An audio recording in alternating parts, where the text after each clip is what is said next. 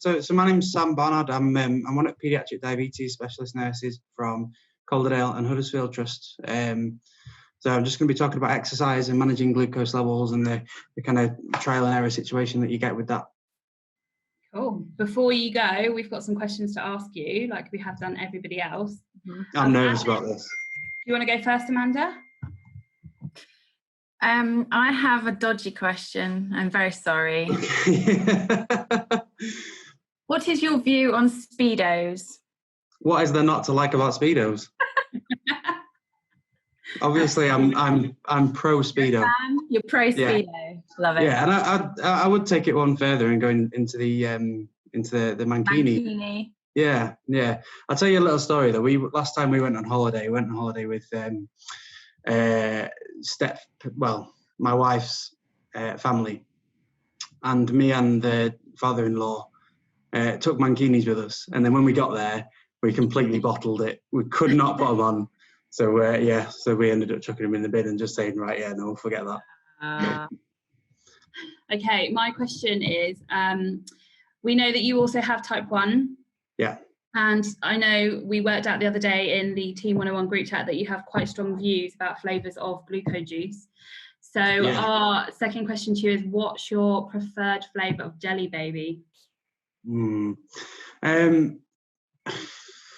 Red and purple. They're on the same par. But I just don't understand why they ever put yellow, orange or green in anything. Like, who eats the yellow, orange and green ones? Controversial. We'll find out. Okay, I'm sure the chat will go nuts now. Yeah, it already has. We'll let you get on with your presentation. Right, just check that you've got, so you can share your screen. Cool. Are you in?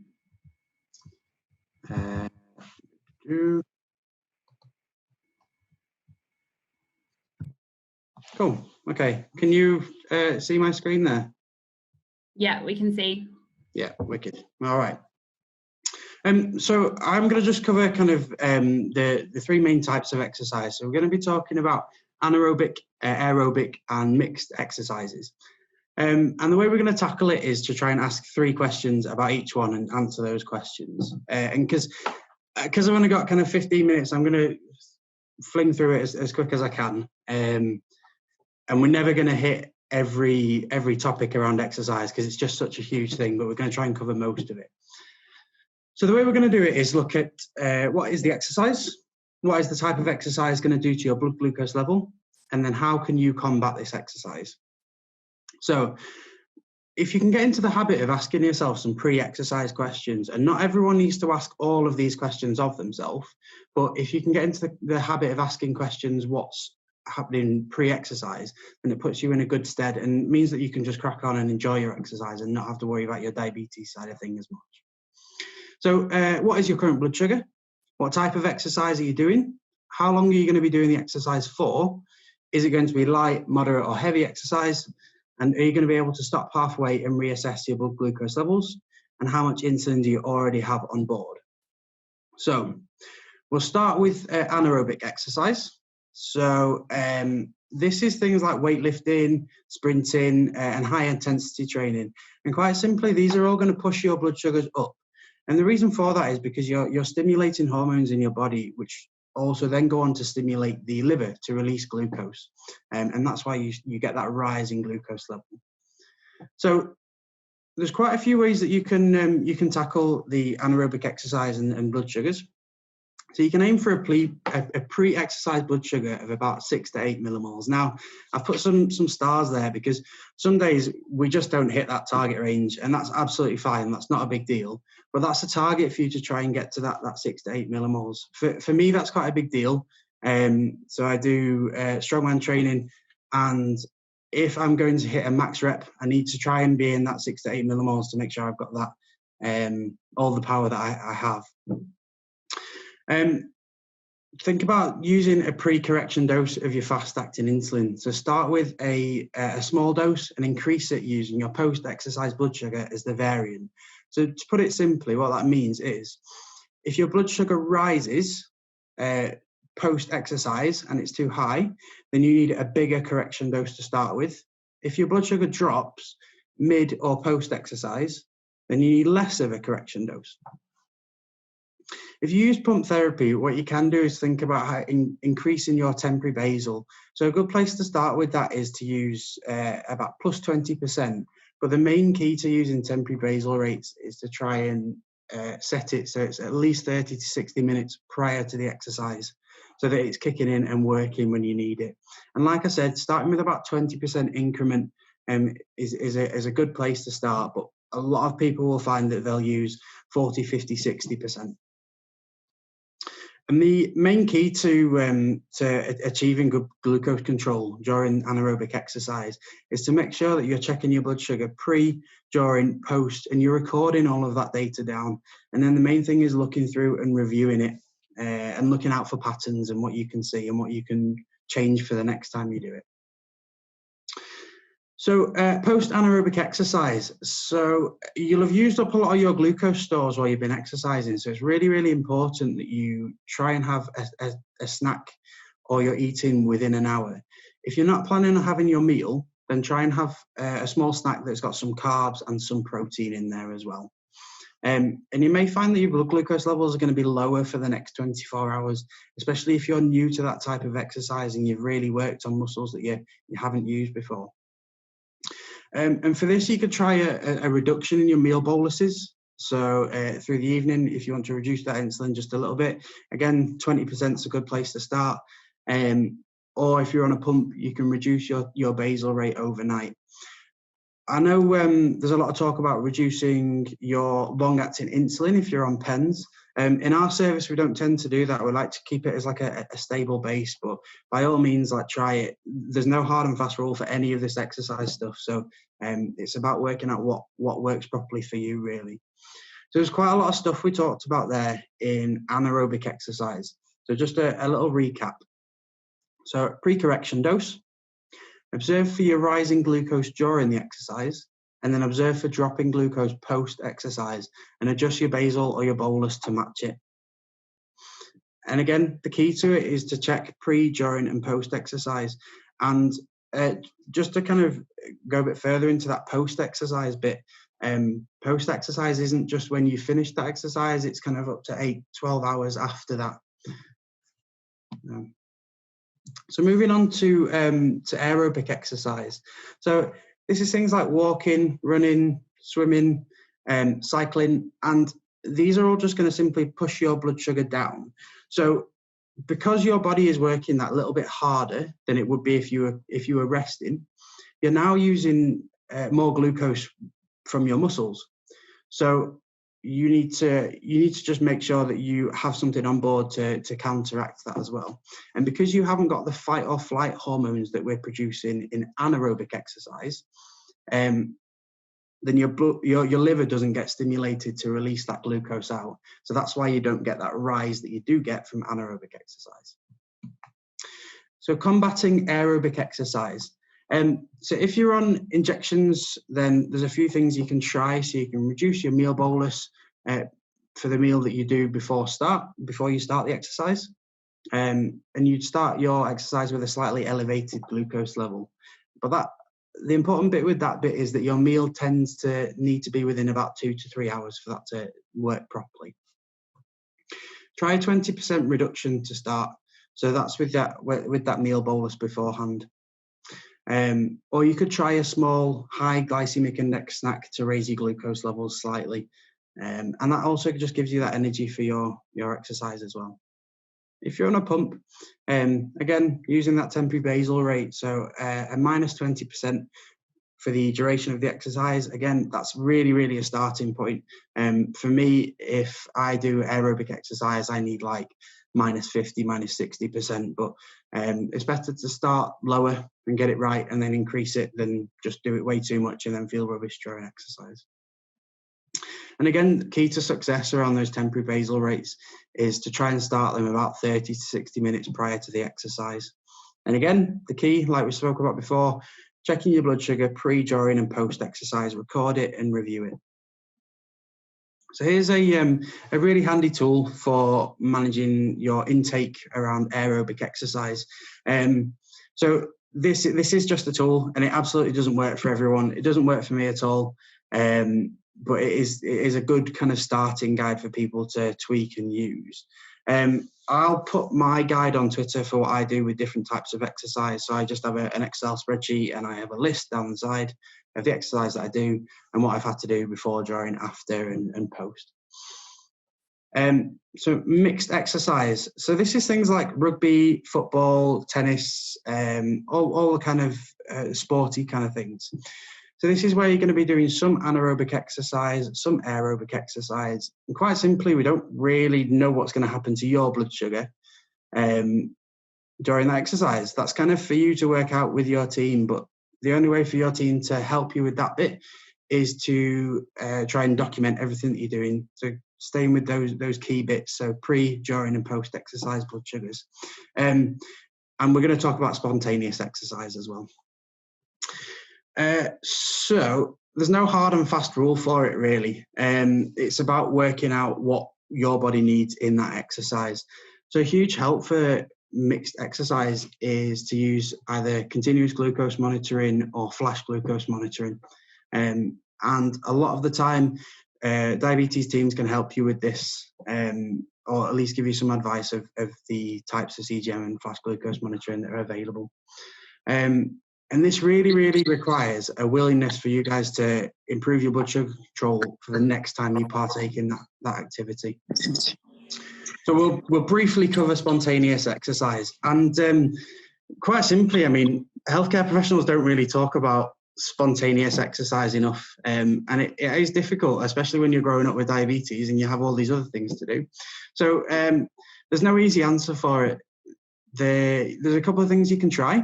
So try and aim for a blood sugar above 6 millimoles. So again, not always possible.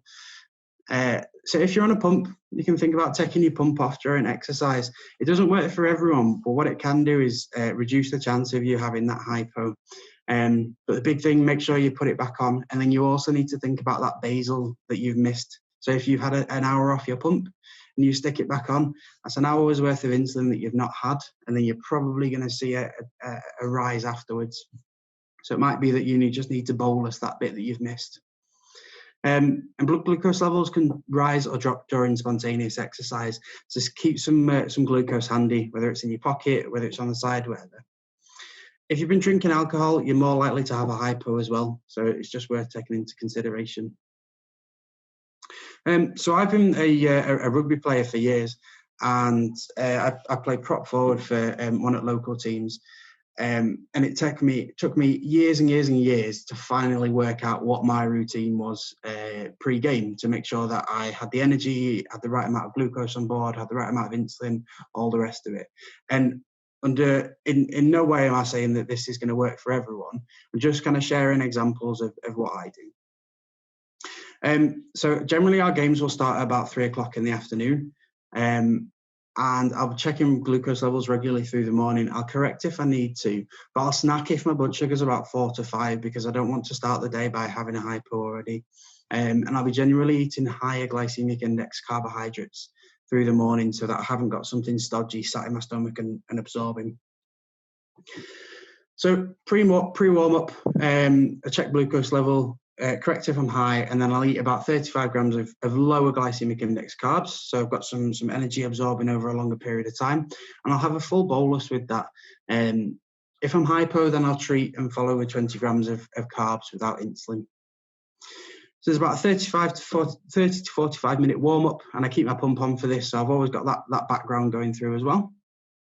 And then there's a 15-minute break. So during that 15-minute break, everyone's kind of rallying around, and I'll sit in the corner. I'll check my glucose level. If I'm above 10, I'll have a correction for that. And the reason why I picked 10 is to allow that glucose rise post that snack that I've already had. And then I'll treat if I'm low. If I'm 4 to 10 millimoles, I'll just carry on. So I disconnect the pump, and I always ensure that it's kept safe. And I'll take advantage of if we concede a try or we score a try, or hopefully someone gets injured and the physio will come on, and she's always got my pump and a blood kit in her bag, so I can just cheekily kind of check my blood sugar and just see where I'm up to. So at half time is more likely when I've been next checking, and I'll have 25 grams of carbs, and that's not a blood sugar thing. That is more just to make sure I've got that energy for that next half, and I'll have that with a full bolus. I'll correct if I need it as well, and then I'll make up for the insulin that I've missed over the last 45 to 50 minutes. So next time I check then probably will be when the game's finished. So I'll check the blood sugar, generally finish about 10 to 12 millimoles, and I stick a new cannula straight away. You can't expect a cannula to stay in. Things like football, basketball, rugby, where you've got contact happening in that sport, the chances are your cannula is going to get knocked. So you need to make sure you've got a good cannula in. Let's correct the blood sugar, and I'll eat within an hour with a 20% addition to the bolus. I then reduce the temporary basal rate overnight by about 30%, and that just stops me going hypo while my body's recovering. So it's taken me years and years and years to work out this routine for me. On the flip side of this, I've done 2 marathons so far, and neither of them I've been able to control my glucose level properly. So it's just taken lots and lots of jelly babies, lots and lots of jelly, and all the sugar to keep my blood sugars up. So it's about doing that exercise as much as you can to work out what your body needs. So when not to exercise, so if your blood glucose level is above 15, you should check your ketone levels. If your ketone levels are above 1.5, you shouldn't be exercising, because that puts you at increased risk of diabetic ketoacidosis. And if you're injured as well, Beth, don't exercise, because you need to. You just need to allow your body to recover, and then you can hit it with your full power. So hypos during exercise, probably one of the most frustrating things for diabetics is when your blood sugar drops, and that kind of stops your hypo and stops your exercise in its tracks. So make sure you stop, sit down. There's no point trying to carry on. You risk your blood sugar dropping, especially if you're out running and you're on your own. That kind of puts you at increased risk as well. So check your glucose level and treat with fast-acting glucose. Things like glucose tablets, glucose drinks, things like that. 10 to 15 grams for children and about 20 grams for adults. Only restart the exercise once your blood glucose comes above 4 millimole. Again, you risk dropping back down again. And consider a small lower glycemic index snack to maintain your glucose levels, and just to stop you dropping further. So this is what I use when documenting and reviewing the data for any sort of exercise that I'm doing. Lots of different tables. Put the start time, end time, what I've done before, how much carbs I've had, what type of reduction, and then just monitoring your blood sugars afterwards. So the only difference with kind of like a mixed sport one is I would change the 2 hours after for an 8 hours after, just so that you had enough time to work out what was really going on. And look for patterns and your active insulin and see what you need to change. So that's me done. Thank you very much for listening, and thanks for having me, Beth and Amanda. Thank you. That was great. In the group chat. Yeah, which is great. Cool. I think exercise is something that everyone really struggles with, and it's really, really niche, isn't it? So yeah, so different for everybody else. I think the one good thing about exercise that there is such a massive community on Twitter of people that do all kinds of activity. So like we've seen with the Run DMC stuff, there's you guys doing the massive crazy weightlifting, and then there's runners and walkers and all kinds of activity going on. So a really good place to get help and information from each other. And just looking at the group chat, you can see there's people helping each other out and stuff. So I think exercise is definitely something to get help from each other with. I think one of the things that I struggled with when starting mostly was trying to find advice around max rep stuff. So if you're trying to hit the heaviest thing that you can try and lift, then there's very little advice out there. You have to kind of make your own rules up, really. We've got a few questions. So coping with aerobic exercise, currently in type 1 honeymoon phase and getting to grips with this. I need to eat first, but how do I judge what will change my pancreas, produce less insulin? I'm not sure what that means, but I guess if there's nothing you can do to stop your pancreas still producing little bits of insulin while you're honeymoon, I guess. What you need to do is devise your own little log, keep a track of what your blood sugar was before, what you've tried to eat, so whether that's a banana you've had before, whether that's a cereal bar, whatever it is, and then try that a couple of times. If it doesn't work, then move on to something different to try. Another question, would you class as slightly elevated blood glucose for aerobic exercise? Aerobic exercise, I would say slightly elevated, being kind of 8 to 12 millimole. I think a lot of the stuff you read online, and again, this is personal as well. If my blood sugar is above 11 millimole before I start any sort of exercise, I tend to just not really do very well with it at all. So, but rest days are important, and if you haven't had a rest day and you're just not in the place where you can get your blood sugar stable for that day, maybe that day is your rest day. You chill out, relax, and try and hit whatever you're doing the next day. I think the main thing about sports and exercise is just don't give up, because there's so many health benefits to exercise, and yeah. I've got one about allotmenteering. There was a lot of discussion as to what allotmenteering is. We're guessing it's something to do with working on the allotments, but we may be totally wrong with this. I don't know. I haven't had a chance to Google it. So if somebody's going to do some energetic gardening, what kind of advice would you give them before they start? Well, I would say gardening probably sits in your aerobic exercise, where you're doing it over a longer period of time, but you're exerting kind of a lower amount of energy, aren't you? So again, if you're on pens, then you could think about reducing your bolus for the meal you've had before, if it's been within a couple of hours.